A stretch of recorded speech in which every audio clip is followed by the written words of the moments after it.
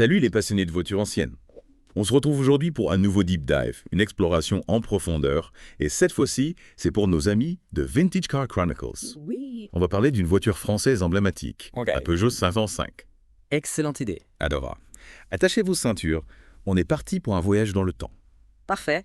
On va explorer tous les recoins de son histoire, de sa conception à sa production, en passant par ses différentes versions et son impact sur le marché automobile. Tout à fait. Et pour nos auditeurs qui nous rejoignent pour la première fois, sachez que ce deep dive sera entièrement en français. Oui, on va parler de la 505 dans la langue de Molière. Exactement. Ouais. Alors, pour commencer notre exploration, je pense qu'il est essentiel de revenir sur la genèse de la 505. Oui, c'est important de comprendre le contexte de l'époque. Exactement. Comment est-elle née? Pourquoi? Eh bien, imaginez, on est à la fin des années 70, Peugeot cherche à remplacer la 504, Ah oui, la fameuse 504. une voiture qui avait connu un succès phénoménal. Exact. mais qui commençait à dater. Le défi était de taille. Oui, proposer une voiture moderne, performante, tout en conservant l'ADN de la marque, l'esprit Peugeot. Absolument. Et c'est là que la 505 entre en scène. Et comment ont-ils relevé ce défi, les ingénieurs et les designers de Peugeot? En misant sur un savant mélange de tradition et d'innovation. Ah, intéressant. D'un côté, ils ont conservé certains éléments clés de la 504, comme sa robustesse légendaire. Ah oui, la 54 c'était du solide. Exactement. Et son architecture générale. Mais de l'autre côté, ils ont fait appel à des pointures du design. Ah oui. Pininfarina pour la carrosserie, qui lui a donné cette silhouette élégante, et Paul Bracq, célèbre pour son travail chez Mercedes-Benz et BMW pour l'intérieur. Waouh. Une alliance franco-italienne, pour le moins prestigieuse. Oui, le meilleur des deux mondes. Et le résultat est plutôt réussi, il faut le dire. La 505 avait une allure moderne, dynamique. Et puis, ce qui est fascinant, c'est qu'elle était considérée comme une voiture assez avant-gardiste pour son époque, notamment en matière de sécurité. Oui, tout à fait. Alors, parlez-nous un peu de ces innovations en matière de sécurité. Eh bien, Peugeot a intégré, dès les versions d'entrée de gamme, des dispositifs de sécurité innovants pour l'époque. Ah oui? Comme quoi? Par exemple, des zones de déformation à l'avant et à l'arrière, un habitacle renforcé, des ceintures de sécurité à 3 points. Ce souci de la sécurité a d'ailleurs joué un rôle important dans le succès de la 505 sur certains marchés, notamment aux États-Unis. Ah oui, on en reparlera de son aventure américaine. Mais avant ça, parlons un peu des différentes versions de la 505, parce qu'elle se déclinait en plusieurs modèles, n'est-ce pas? Oui, absolument. La gamme 505 était assez diversifiée.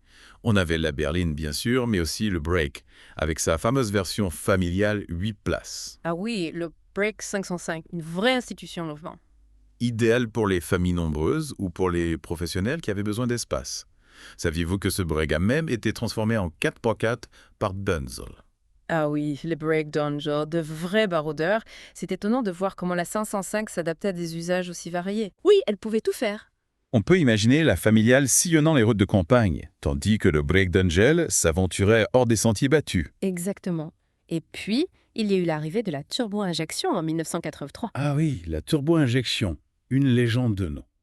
qui a marqué un tournant dans l'histoire de la 505, un moteur 2,2 litres suralimenté qui a propulsé la 505 dans une nouvelle dimension, celle de la performance. On a tous en tête l'image de cette berline française défiant les sportives allemandes sur autoroute. Oui, elle avait du caractère brut.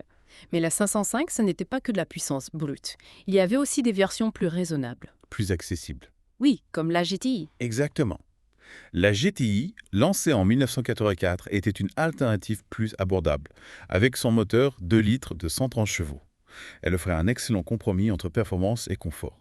Et pour ceux qui recherchaient le summum du luxe et du raffinement, il y avait la V6. Ah oui, la V6, avec son moteur PRV de 2,8 litres, développant 170 chevaux, un vrai symbole de prestige pour la 505. On imagine le confort et le silence à bord de cette V6. Oui, un vrai salon roulant. Mais la 505, ce n'était pas que des routes goudronnées et des trajets paisibles.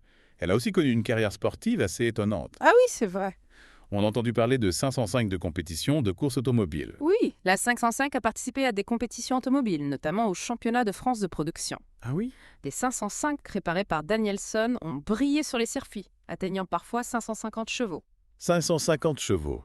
Difficile d'imaginer une 505 aussi puissante. Oui, c'était des monstres de puissance, ça. C'est une autre facette de la voiture que l'on découvre là, plus sauvage, plus compétitive. Tout à fait.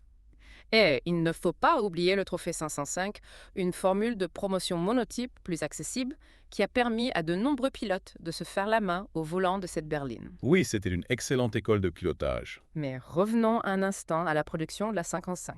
On sait qu'elle a été fabriquée en France, mais pas seulement, n'est-ce pas? Effectivement, la 500 a été produite dans différents pays du monde. En Argentine, en Chine, en Thaïlande. Waouh, une vraie voiture internationale. Exactement, ouais. Et ce succès international, comment l'expliquer? La 505 avait-elle quelque chose de particulier qui la rendait si attrayante pour des marchés si différents? C'est une excellente question. Je pense que sa polyvalence y est pour beaucoup. La 505 était une voiture capable de répondre à des besoins très variés. Elle pouvait être une voiture familiale, une voiture de fonction, une voiture de sport, une voiture tout-terrain. Un vrai couteau suisse automobile. Exactement. D'ailleurs, la 505 est entourée de plein d'anecdotes fascinantes. On a parlé des yeux de Sophia Loren, ce surnom donné au design des phares de la 500 car, repris ensuite pour la 505. Ah oui, c'est vrai. C'est une anecdote amusante qui montre l'importance du design pour Peugeot. Oui, ils voulaient que leur voiture soit belle et reconnaissable. Et puis, il y a l'histoire de son utilisation comme taxi à New York, ou encore sa présence dans la bande dessinée Michel Vaillant. La 505 a vraiment marqué l'imaginaire collectif. Oui, elle est devenue une icône. C'est indéniable. Mais au-delà de ces anecdotes, qu'est-ce qui a fait la force de la 505? Je pense que c'est la combinaison de plusieurs facteurs. Oui. D'abord, sa robustesse. La 505 était réputée pour sa fiabilité et sa longévité. Ah oui, c'était du solide, on l'a déjà dit. Ensuite, son confort. Sa suspension était exceptionnelle, offrant un confort de roulement incomparable. C'est vrai, on a souvent entendu parler du confort légendaire de la 505. C'était une voiture conçue pour avaler les kilomètres sans fatigue. Exactement. Mais il y avait aussi ses performances, notamment avec la turbo-injection. Oui, elle pouvait être sportive quand il le fallait. Et puis, il ne faut pas oublier son design, à la fois classique et élégant, qui a traversé les années sans prendre de ride. Oui, un design intemporel. La 505, une voiture qui a marqué son époque et qui continue de fasciner aujourd'hui. Mais au-delà de son succès commercial, on a vu qu'elle avait aussi brillé en compétition et qu'elle avait été produite aux quatre coins du monde. Que peut-on dire de son héritage, de son impact sur l'industrie automobile? C'est une question intéressante. Je pense que la 505 a démontré le savoir-faire français en matière d'automobile. Ah oui. Elle a prouvé que Peugeot était capable de concevoir des voitures de qualité, innovantes, performantes et capables de séduire des clients du monde entier. Un héritage dont la marque peut être fière. Oui, tout à fait. Et pour nos auditeurs de Vintage Car Chronicles, on pourrait se poser une question. Quel est, selon vous, l'élément le plus marquant de la 505 qui se retrouve dans les modèles Peugeot actuels? Voilà une question qui devrait susciter des débats passionnés. Exactement. N'hésitez pas à partager vos réflexions sur les réseaux sociaux de Vintage Car Chronicles. On a hâte de lire vos commentaires. Et en attendant, on va continuer à explorer l'univers fascinant de la 505 dans la suite de notre Deep Dive. Restez avec nous. Tout de suite. Alors, on a beaucoup parlé du design de la 505, du confort, des performances, Oui. mais il me semble qu'on n'a pas encore vraiment plongé sous le capot. Ah, c'est vrai. On va parler un peu technique. Yeah. Qu'est-ce qui se cachait derrière cette mécanique réputée si robuste? C'est une excellente question parce que c'est vrai qu'elle avait cette réputation de robustesse. Exactement. Et pour comprendre ça, il faut savoir que la 505 était une propulsion. Ah oui, Oui, avec le moteur à l'avant monté longitudinalement. d'accord. C'est d'ailleurs la dernière Peugeot à avoir adopté cette architecture. Intéressant. Mais ce qui la rendait vraiment spéciale, c'était sa suspension. Ah oui, on en a un petit peu parlé. Oui, une suspension à 4 roues indépendantes. Et c'est cette fameuse suspension qui lui a valu sa réputation de confort exceptionnel. Exactement. Mm. C'est une véritable innovation pour l'époque. Mm. Chaque roue était suspendue indépendamment des autres, ce qui Mhm. permettait d'absorber les chocs de manière beaucoup plus efficace. Et en pratique, ça donnait quoi? Imaginez, Hmm. vous roulez sur une route pavée pleine de nids de poules. Ah oui? Dans une voiture classique, vous ressentez chaque imperfection de la route, chaque trou, chaque bosse. Oui, oui. Avec la suspension de la 505, c'était comme si vous glissiez sur un tapis volant. Waouh! On comprend mieux pourquoi on disait qu'elle était capable d'avaler les kilomètres sans fatigue. Mm. Et cette suspension, elle avait un impact sur la tenue de route. Absolument. La suspension indépendante améliorait non seulement le confort, mais aussi la stabilité et la précision de la conduite. D'accord. La 505 était réputée pour sa tenue de route sûre et agréable, même à haute vitesse. C'est intéressant de voir comment une innovation technique pouvait avoir un impact aussi important sur l'expérience de conduite. Tout à fait.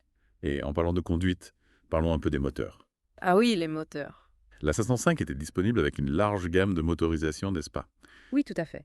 Des moteurs essence et diesel allant du 2 litres au 2,8 litres. Waouh! On avait vraiment pour tous les goûts et tous les budgets.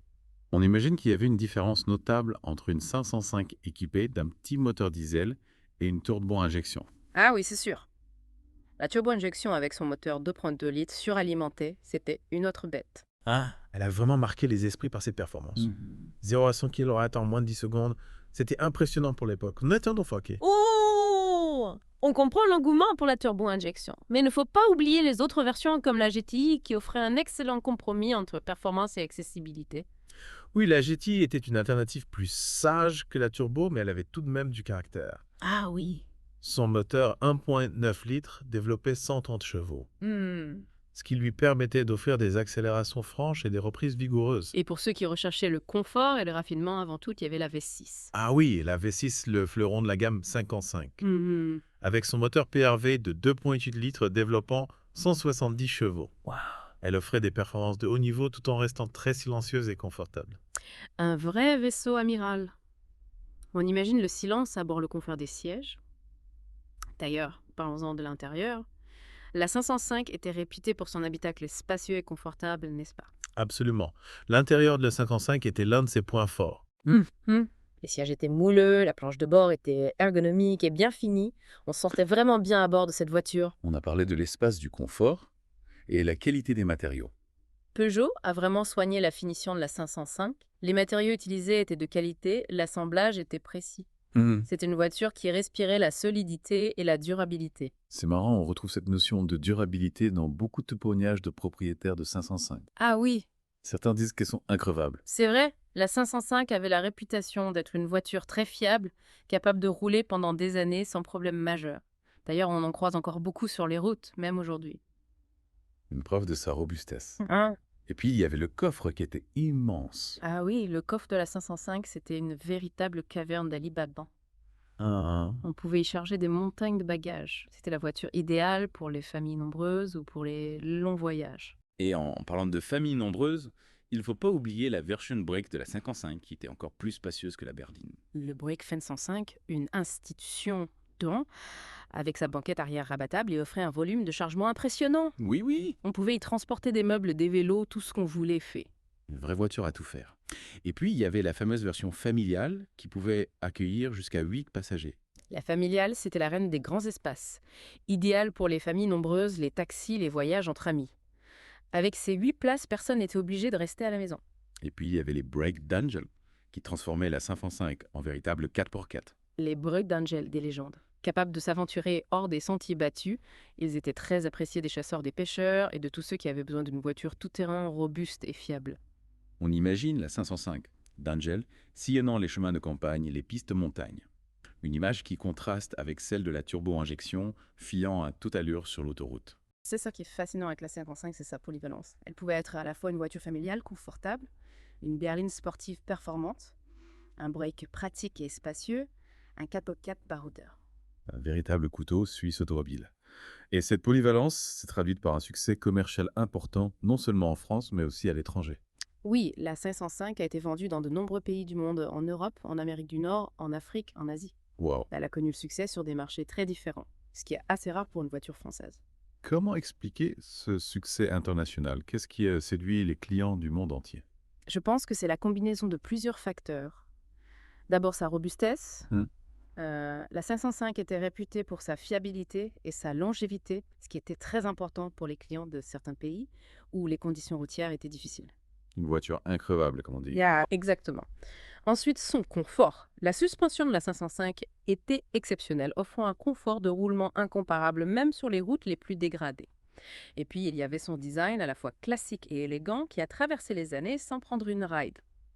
La 505, une voiture qui a su plaire au plus grand nombre grâce à ses qualités intrinsèques.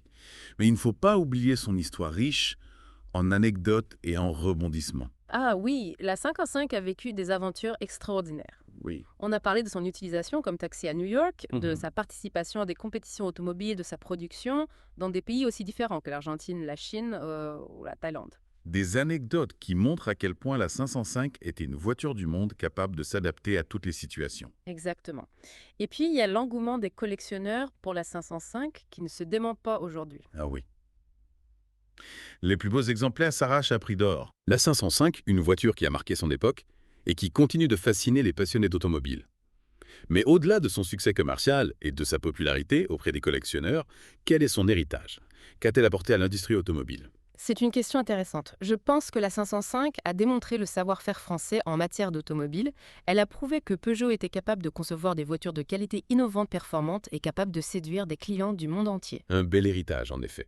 Et pour nos auditeurs de Vintage Car Chronicles, on pourrait se poser une question. Quel est, selon vous, l'élément le plus marquant de la 505 qui se retrouve dans les modèles Peugeot actuels?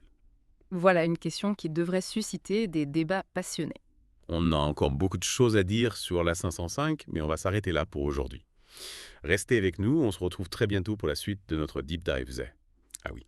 Eh bien, après ce voyage au cœur de la mécanique et du succès mondial de la 505, on arrive à un point crucial. Son héritage. Ah oui. Qu'est-ce que la 505 a transmis aux générations suivantes de Peugeot? C'est une question passionnante. On peut retracer plusieurs éléments clés. Oui. D'abord, la recherche du confort. Hmm. La 505 était réputée pour sa suspension exceptionnelle et cet engagement envers le confort de conduite est resté une valeur fondamentale pour Peugeot. C'est vrai, on pense souvent aux suspensions hydropneumatiques, Citroën, Oui. mais Peugeot a aussi une longue tradition de confort et la 105 en est un excellent exemple. Y a-t-il d'autres aspects de son ADN qui se retrouvent dans les modèles actuels? Absolument.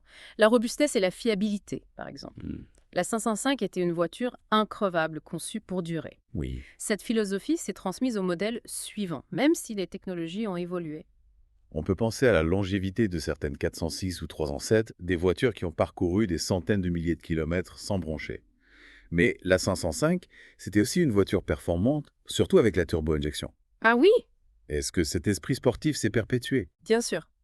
Peugeot a continué à développer des modèles sportifs comme les fameuses GTI ou les versions plus récentes GT et GT. L'héritage de la 505 turbo-injection se ressent dans cette volonté de proposer des voitures performantes et agréables à conduire. Et en termes de design, la 505 avait une silhouette élégante et intemporelle. Voit-on son influence dans les lignes des Peugeot actuelles? C'est plus subtil, mais on peut repérer certains clins d'œil. Oui. Par exemple, la calandre actuelle de Peugeot avec son luan intégré fait écho à celle de la 505. Et puis, il y a cette recherche d'une certaine sobriété, d'une élégance classique qui était déjà présente sur la 505. Alors la 505, plus qu'une simple voiture, un véritable symbole de l'automobile française. Une voiture qui a su marquer son époque et laisser une trace durable dans l'histoire de Peugeot. Exactement. La 505, c'est un concentré de savoir-faire, de passion et d'innovation. Une voiture qui continue de fasciner et d'inspirer même aujourd'hui. Un grand merci à toi pour cette plongée passionnante dans l'univers de la Peugeot 505. Avec plaisir. C'était un véritable voyage dans le temps. Et merci à vous, chers auditeurs de Vintage Car Chronicles, d'avoir suivi cette exploration en profondeur. On espère que vous avez appris des choses et que vous avez pris autant de plaisir que nous à redécouvrir cette voiture mythique. N'oubliez pas que Vintage Car Chronicles est une émission quotidienne, alors rendez-vous demain pour un nouvel épisode. Et si vous avez des souvenirs, des anecdotes ou des photos de votre propre Peugeot 505, n'hésitez pas à les partager avec nous sur les réseaux sociaux de Vintage Car Chronicles. On adore découvrir vos histoires et votre passion pour les voitures anciennes gênes. À très bientôt pour une nouvelle plongée dans le monde fascinant de l'automobile.